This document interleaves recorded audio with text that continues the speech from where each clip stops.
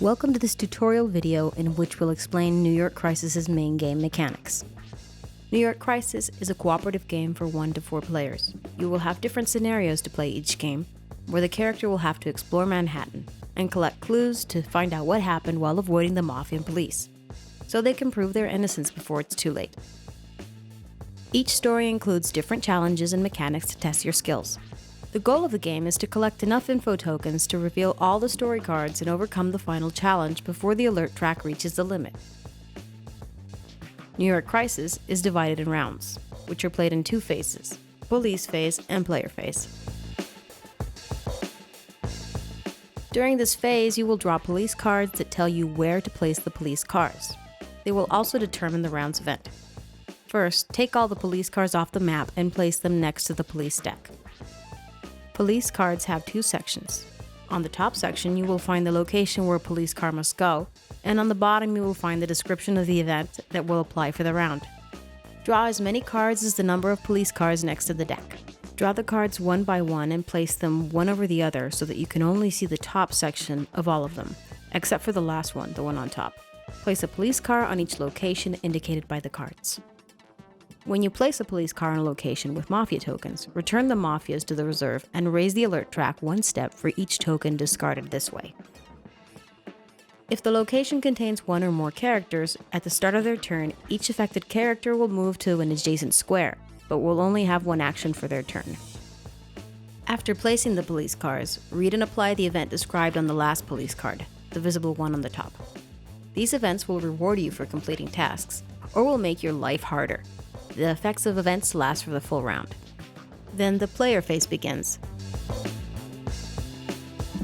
During this phase, each player will play their turn drawing mob cards first, rolling their dice, performing actions, and using items. The players decide the turn order and who plays next. Once decided, the selected player takes the following steps. Draw Mafia cards. Draw as many Mafia cards as indicated by the last story card revealed. Place them one over the other, just like police cards. Place a Mafia token on each of the locations indicated by the cards. Don't place Mafia on locations with police cars. If there are already 2 Mafia tokens on the location where you have to place a new one, discard them, raise the alert in 2 points, and place an FBI token there. You cannot enter locations occupied by the FBI. Once placed on the board, the FBI will remain there until the end of the game. Just like police, you cannot place Mafia on locations occupied by the FBI. After that, draw an info token at random from the bag and place it on the location indicated by the top mob card. There is no info token limit per location. If you run out of tokens in the bag, raise the alert 1 step for each token you cannot place. Finally, draw an item at random and place it on the location indicated by the mob card. There can only be 1 item per location. Actions. At the start of their turn, each player rolls their dice, as indicated on their character cards, plus 1 extra die, gray, for each relative present on their same location. After that, they can perform 2 actions, moving and/or re-rolling dice. Moving. Each movement action allows you to move 2 steps, that is, your character can move to an adjacent location up to 2 times. The locations must be connected.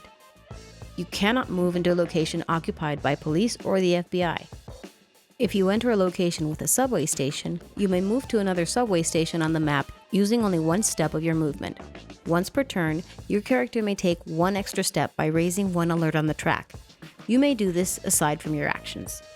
Rerolling dice. At any time during your turn, you may spend 1 action to reroll some or all of your dice, including any dice you may have used that same turn. When you reroll dice, also roll 1 additional gray die for each relative present on your same location. These are the results you may get from the dice. Physical, used to obtain physical info tokens, and to fight or deal with the Mafia. Mental, used to collect mental info tokens. Social, used to obtain social info tokens, and to deal with the Mafia. Wildcard, you may use it as any other result if you want, but will raise 1 alert point on the alert track if you do. Once you've rolled, the results will be valid until the end of your turn or until you re-roll those dice. You may spend your dice to collect 1 info token. If you are in a location with an info token, you may spend 2 results of the same type as the info token to collect it from the board and advance the story track 1 step. Some clues will require 3 results to collect them. Collect 1 item. When you enter a location that contains an item, you may spend 2 equal results to pick it up and add it to your character's inventory. Eliminate 1 Mafia token. If you share a location with a Mafia token, you may spend 2 physical results to eliminate it from the map. Eliminate 2 Mafia tokens. You may spend 3 physical results to eliminate 2 Mafia tokens from the same or different locations you move through during your turn. Dealing with the Mafia. When you are in a location with 1 or more Mafia tokens, you must deal with them to continue playing or you will receive damage. Dodge. You may spend 1 physical result on a location with Mafia tokens to dodge them without getting harmed. Afterward, you may do other things except moving. Avoid. You may spend 1 social result to avoid the Mafia on that location, after which you may continue playing normally. Once avoided, you may stay at the same location as the Mafia or move somewhere else.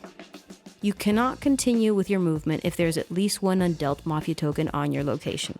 For each Mafia token on your location you haven't dealt with at the end of your turn, you will suffer 1 wound and lose 1 dice of your choice until you heal your character. Free actions. Aside from the aforementioned actions, there are other things you can do for free during your turn, such as item exchange. You may give any number of your items to another player on your same location. Item use. During your turn, you may use any items you have by flipping it to activate its skill. You can only use each item once per round. Once all players have played their turns, the round ends and a new one begins. Each character has a unique skill that you may use during the turn. To do so, you will have to spend 1 of your skill tokens. Story track. This track advances each time you pick up an info token. Each time the story marker reaches a position with a story card, reveal that card and apply its effects just like you did with story card 0. Alert track. The alert track will progress for many reasons. Police catching mobsters, using wildcard results, taking extra steps, and so on. Each time the alert track reaches a police car, place that car on top of the police deck. At the start of the following round, add that card to the ones you recovered from the map and reshuffle the police deck with any discarded police cards. There are 3 ways the game may end. 1. If the alert track reaches its limit, as indicated in story card 0, the players will have until the end of the current round to reach their goal or they will lose the game. 2. If there are 5 FBI tokens on the map at the same time, the players immediately lose the game. 3. If the players overcome their final challenge presented in the last story card before any of the previous situations happen, they win the game.